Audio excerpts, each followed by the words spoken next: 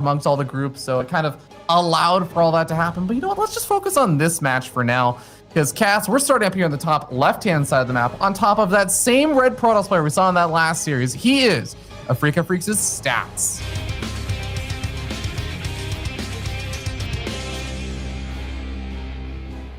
Bottom right-hand side. His hair is not exactly perfect right now. It is the GSL champion, TY.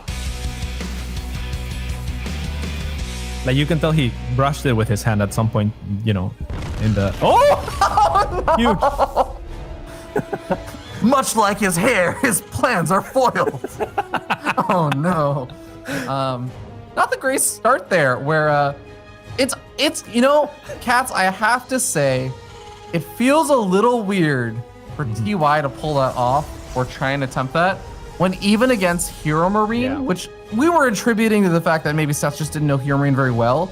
But I think TY is a player that absolutely will go for proxies and stuff, as we just saw. Like, it's weird to me he would attempt it after seeing how much Stats was scouting every single game. I completely agree with you. I mean, if he was watching those games, he should have seen that Stats was especially very diligently around his base, right? Like, he wasn't going for any weird scouts or early scouts across. Like, he was just scouting around his base in the same way that he did this game, and I mean, that's gonna pay off right away for Stats. It's a difficult position for TY, but not all is said and done. Of course, I mean, I think it was even more difficult to drop that mule for Big Gabe, and he made a game out of it. So anything goes. Yeah, absolutely. You know what actually even makes me think is that Stats, maybe like he was kind of approached this group saying, okay, well, I have 2 Terran players that are pretty good, Hero Marine and TY. I feel like it'll just use the prep that I have for TY, and it'll probably be fine. Like, that kind of maybe is part of the reason why he's also just playing a very similar way and doing the same kind of scouts and everything. And I could actually see it being just one of those situations for TY, which I don't know 100%, but maybe he just kind of said like, well, you know, he's scouting around, but this is what I planned in practice. Like, if I get this map, I'm going to do this. So yeah, that is a very good point.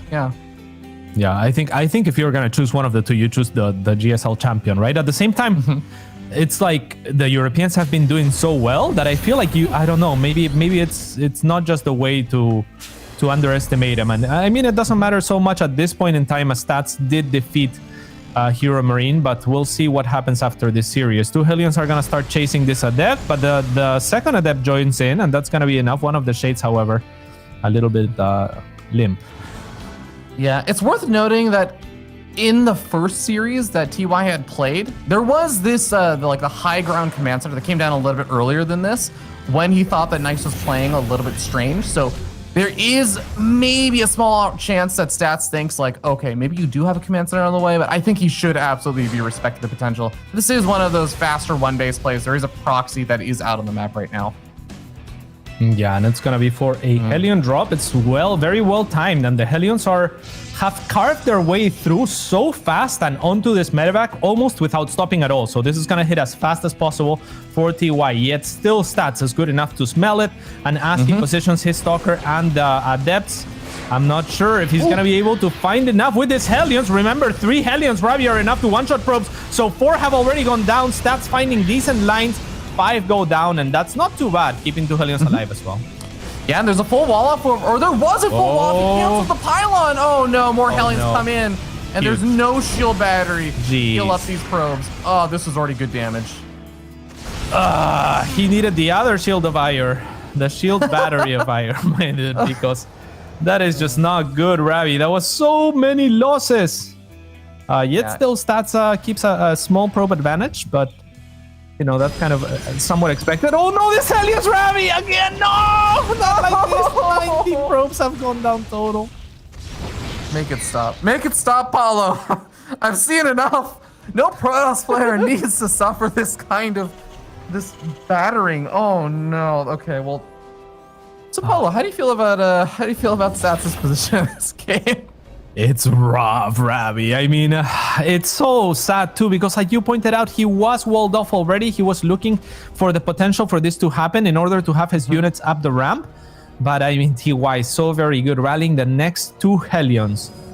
And yeah, now Stats is gonna have to look for a miracle here. He spreads his units, looking to try and find and intercept medevacs and so on. He soaks up the damage with one of these stalkers here, putting one of them in range of that Liberator. So very well done by him, but yeah, he still has some catch up to do. Yeah.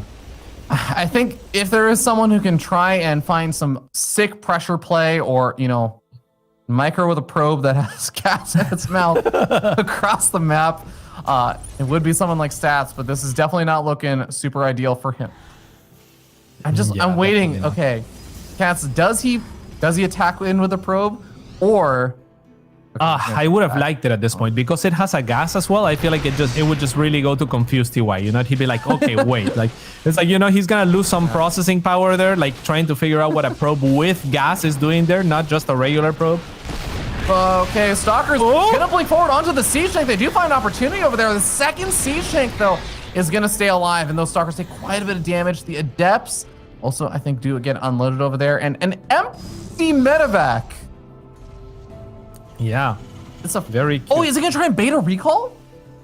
Oh, that would be pretty cool, but it's not maybe gonna work as Stats is already inside and he's gonna want to commit for this. There is a tank in position, but the Marines may not be able to trade too effectively. Let's see what the Blink Micro is made of. Now a tank getting in position for shooting those stalkers. Okay, a tank maybe potentially to get picked off, but no, it looks like it's gonna be okay for TY here as he secures his position. Yeah, I actually really like that defense there from TY. It looked like maybe he was losing a lot of units here and there to the Stalkers, but remember, Combat Shield was on that tech lab. You don't want to be losing too much ground over there or have another siege tank sniped off, because you lose Combat Shield, suddenly, okay, your opponent has a lot of spare time before they have to worry about any kind of push-ins, especially when you only have one tech lab that has to get Combat Shields and then stim. It would have set so much further back for TY. But now he's got Combat Shields finished up. He's starting up stim. He's got a lot more siege tanks up, so he has the ability to spread out his units to deal with these Stalkers a lot better. Yeah, unfortunately, Stats not really finding that snowball. I loved, for example, earlier when he blinked onto that tank, I think that he was looking to one-shot it, right? Because if you one-shot it, and he was so very close and a couple of Stalkers didn't attack, so I imagine, and by imagine, I mean, like, I almost know that Stats would know how many Stalkers it takes to one-shot a tank, and he had that many. And he blinks in and, you know, barely misses it. So from then on, it's been rough. And before that, even, he was in a difficult position. TY now looking to utilize how short the map is to make a very strong tank push across. And I'm not sure that Stats is going to be able to fold. Yeah, nice snipe off on the siege tank. I don't think loses. Actually, might have lost a Stalker there or two. But Colossus are on the way. Once you get that splash damage AoE out, there is a potential to find better engagements, better trades. Stalkers may even be able to find these siege tanks if they get really, really aggressive over here, but the Bioforce is not too far behind. So I think that Stats is probably just going to be poking around, but not finding out a whole lot until maybe a War Prism finds an opportunity here. Yeah, and I like that you were pointing that out. If there was an observer, I feel like the Stalkers could have blinked in and sniped a siege tank there. But now it's going to be TY on the offense. That is rough for Stats. Really, nothing has gone his way since finding that first barracks. He's looking for another tank and almost finds it, but TY with good counter micro as well. This is so awkward right now. Stats, does he recall the Stalkers? Like, he might be able to pick off a few reinforcements over here. That's all well and good. But this is your entire army, Stats. You need to pull the rest of it back. Yeah, but a second Colossus is about to pop up. The Vikings getting very adventurous, but with this second Colossus and the Stalkers flanking, maybe he can do it. It's gonna be a little bit close. The Stalkers have to be careful, but no, the battery goes down, and with that, both Colossi have already been taken down, and with that, the chances of Stats to do anything else in this game, he's gonna have to tap out. GG, pull off over there with one worker even dying, but I mean, I guess there's a lot of lost mine time, as our wonderful observer Mapu shows us. Lost mine time sniping off the engineering bay. Seems like Stats is saying, okay, I feel like I delayed this barracks so much that I'm gonna have my first Adept out before your Reaper is able to get a whole lot done here. I'm actually fine. Just take my quick natural and not worry about the fact that you're still on that one base. Yeah, I completely agree with you. I'm not trying to say that Stats is in a bad position by any means. I think that was all in all good for him. I just thought it could have been much better for him. I think it could have been game ending for him if he just you know, makes it so that barracks can't finish building. There wouldn't be a Reaper here right now. There wouldn't be any tech.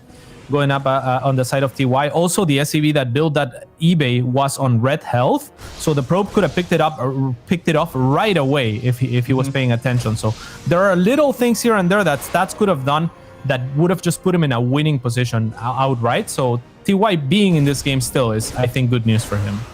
Oh, I actually totally agree with what you're saying right now. This Adept did decide to shade all the way across the map after maybe scouting around to see if there were any more units coming out of that barracks. He's going to be able to find another SCV over here, so little bits of damage, but he also confirmed that there's not a command center on that low ground or anything. You saw 3 supply depot wall and should have seen a factory unit pop out, so he has a better idea of the follow-up here from TY. TY is still making use of this bunker, and the Reaper, I mean, this is actually starting to add in a little bit of Reaper DPS on that Nexus, Cats, especially with a Stargate that's making Phoenix. Like, ironically, this is not exactly going to be the best unit composition to bust a bunker with 4 Reapers. Yeah, absolutely not. The Phoenixes will have no say on the subject, and there is no shield battery. There's a pylon now going down, and he's going to have to wait, Stats that is, for this pylon to go up, to then drop a shield battery, to then start trading effectively against this bunker. And all this entire time, his mining at the natural has been completely denied, and he's going to be losing unit health, Nexus health, and yeah, it's I mean, all in all, pretty good for TY, I think. This tactic. Cats, let me ask you something. Do you think this bunker has completely distracted Stats from the fact that there's going to be a Hellion drop in his main base? It's already hitting right now with a Stalker being taken care of, and the Hellions come in. Oh, nice, though. We'll lift up some of the units over here, but, Oh, interesting. Yeah, very interesting decision there by TY. I love it, actually, when you think about it. It's so amazing that he wraps his head around what to do there so fast, but 2 Hellions are not going to be able to kill any probes with a shield battery, so instead goes for the units and trades pretty decently before having to get out. On the side of Stats, very, very well done. Also, neutralizing 1 Hellion is all you need to do there, because then the 2 can't one-shot probes, right? So, yeah, great play from both players there. Yeah, I mean, I actually do like this a little bit more now for Stats, though, because remember, TY did get up a command center behind this, but it's not even an orbital yet. Now the medevac is going to get picked off over here, even with all the repair for the SCV. See the Cyclone save it. No, the 4th Phoenix shows up, and even though it will pay for it with its life, that was a really, really nice pick off over there, because now there's no medevac for additional harassment. The Banshee is going to be totally off on its own without cloak or anything. How do you actually transition here as TY? You're not going to get more damage done likely, and your command center is not really going to be mining from the natural for a bit. Yeah, he seems to be hiding that Banshee for some reason. I'm not sure I've ever seen a Banshee just sitting there, Ravi. I guess he's just tucking it away from the Phoenix, but does he just tuck it away forever? I'm not sure. I think you have to wait until the Phoenix are either taken care of or the Phoenix are super far out of position. At least. Yeah. Yeah. Well, Cyclone number 1 is going to get picked off over here. The Stalkers pick off Cyclone number 2. The Phoenix lift up the Sea-Shank. This is the entire army of TY. Yeah, and I mean, the Banshee does not want to be fighting this Phoenix, but she has to, right? Like, there's just not very much to be done, and the Viking will get lifted up in the air by the Phoenix. You don't see that every day, and it's looking very, very good for Stats already. Nearly 20 supply ahead, and still with army remaining here, though. Those Phoenix, you know, they can't really do infinite damage, so that's the good news for him. He's not gonna die. Yeah, well, I want to believe that right now, Cats. It's just looking very, very awkward here for TY, because even if he doesn't die just yet, especially with a Sea-Shank coming on forward, there's even more Stalkers rallying forward. It's just so awkward. TY just wants to be mining and playing catch-up right now, and instead he's dealing with these SCV pulls to ensure a bunker gets up. He's dealing with this micro over here for the Stalkers, make sure that they don't just pick off SCVs from afar. Like, this is all exactly what TY does not want to have to be dealing with right now. Yeah, even having to use 1 scan to see what's going on at the natural of Stats, and he's gonna spot a transition. Stats is not overcommitting to this at any rate. TY does have a CC finished for his 3rd, and you know, I think we saw Big Gabe kind of pull something off where he kind of stabilized, though this map not nearly as choky, and the 3rd base is kind of a little bit further away. This is gonna be a very open 3rd for Stats to contest if he wants to. Yeah, I'm 100% with you there, especially with how zealot heavy we've been seeing some of the Protoss players playing today. That is going to be a very, very solid option. We see Charge starting up. We see a lot of gateways being flooded out with the third command center or third Nexus. Now it's starting to get much, much better mining with 61 workers on it. This is Stats really, really shelling out for that later stage game in a sick economy. Yes, indeed. I mean, his trades were not very good. The ones that came out, those Phoenixes are very expensive, and they are, I think, mostly gone, right? Just only 2 remain. Mm-hmm. So, you know, Stats is kind of trying to get more ahead and securing himself more and more of an economic lead, a little bit oversaturated on this base. And Templar Archives actually going down at the 3rd as well, not something that I see every day. Seems a little bit vulnerable, but all in all, yeah, Stats is kind of just sitting back and stabilizing and going towards his comfort zone. It's like, this is a free ticket to my comfort zone. I just kind of wish that he was more willing to push the issue, though. Yeah, I'm kind of with you there. I do feel like I agree with the idea that the 3rd base on this map would, like, with how big of a lead it felt like Stats had, could have maybe been contested a little bit more. But going for the 4th base and adding on Templar Archives, doing all this other stuff, I do wonder if he's going to be able to do as much pressure over here. And if it's going to, like you said, kind of give TY also a chance to stabilize a little bit. So just, you know, the longer the game goes, as we actually see double factories being added on as well. I mean, yeah, this is like straight on mech at this point. And it just makes you wonder, Cats. The longer the game goes on, the more power units your opponent gets. And the more power units there are, the more opportunities there are to, like, make a big play that pulls you back in. Yeah, absolutely. I mean, as the supplies equalized, we saw it with Hero Marine. We thought that he had worked his way back into that game. This Hellion's going to get good spotting information, but I'm not sure that Stats is well aware that TY is going full on mech at this point. And one thing I think that I've neglected to mention is the fact that, you know, because he's going so heavy on mech, his defensive position could be very strong. There's a lot of tanks. Stats is going to attack into it. There's not that much of a choke, not very many Marines, and they do not have stim, of course. So Stats pushing on through, and this is kind of what we wanted to see from him, Ravi. Yeah, he's getting a lot done over here, but the interference matrix on that Colossus disabled it for a bit. It eventually wears off. The siege tanks get taken care of, and it looks like Stats has enough to power through. Much more fun. All right, guys, we're going to be starting down here on the bottom left-hand side of the map on top of the blue Terran player. He is TY.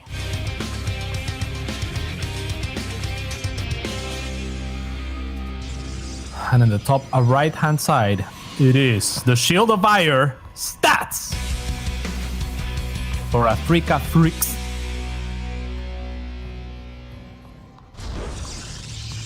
All right.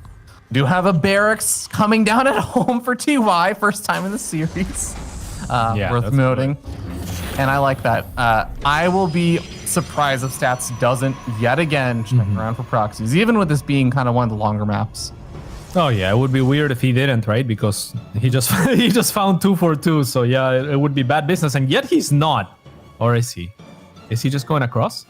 I think it's just going across, actually. Wait, is he himself? Yeah. Yeah, that's what it looks like, actually. It's a very early probe there to send this way. I mean, the Cybercore has just finished, so yeah, it has. I think it has to be, given the position here. I'm surprised he doesn't just go behind the bushes if he's gonna drop the pylon there. I know, right? I know, it's like, look, if you made it this far, you deserve to scout it. Like if you scouted this far along. Yeah, exactly. That is, yeah, that's a little strange, but hey, it's, you know, it's probably gonna be fine as TY is not scouting. The pylon does go up, and there is the gas for the Stargate, so that's so weird. The Stargate's on the other. Why not both on the other side? I know. Ravi. It's like, look, if you're on either side of this grass, you'll scout this. All right. Yeah. I have to cover my bases. Yeah. You know, okay. A little bit of devil's. You know what? Actually, no. I'm not even gonna. There's no devil's. I was gonna say, like, the nice thing is that you also have vision of both sides of the grass now. But you're making a Stargate, so you're gonna have air units that have vision over both sides anyways. Yeah, it's just strange. I mean, I guess there could be a situation where a Marine spots the pylon and thinks, oh, he's gonna warp in like gateway units or something weird. I don't really know. Oh, it's gonna be voidways. Yeah, what a nifty. So this is gonna be a shield battery position like you're hinting at, Ravi, and there's a depths also being made, so this is gonna be somewhat of a committed attack. Will he be able to delay the CC? That would be huge. Oh, that'd definitely be very nice, because At SCV, even having to pull off for this long is going to be really, really annoying. Another SCV was also pulled both to help out with soaking up some of the adept shots, but also it's an extra SCV that can help finish up this command center. So this SCV gets picked off. Another SCV already there. A very aggressive pile. Okay, if TY did not suspect something earlier, they should Why is he running? suspect it now. Oh my god, and he ran towards his proxy stats. I mean, it's almost like he was giving it away to a certain extent, but TY not really reading too much into it. Now there is the Void Ray out, however, and things are gonna get hectic for TY. He has no anti-air Ravi, I think. Stats is doing it, he does not care. The proxy is in TY's face. There is a bunker going up, there is a mine now that's gonna help to zone out that Void Ray, but yet still he has a very good position to get rid of add-ons and whatever he wants, really. This, supply depots. As soon as the shield batteries finish, I actually just want to see that Void Ray absorb the Widow Mine, because you can absorb one of those hits. There's a very low Marine count right now. You can just absorb it, heal up, and be fine. Just don't take the hit on both of those. You don't want that Widow Mine count to grow to a point where you actually just start getting zoned out of, say, the mineral line or your retreat path. Yeah, I'm completely with you. I think that is a great point to make the Widow Mine. However, it does not go up.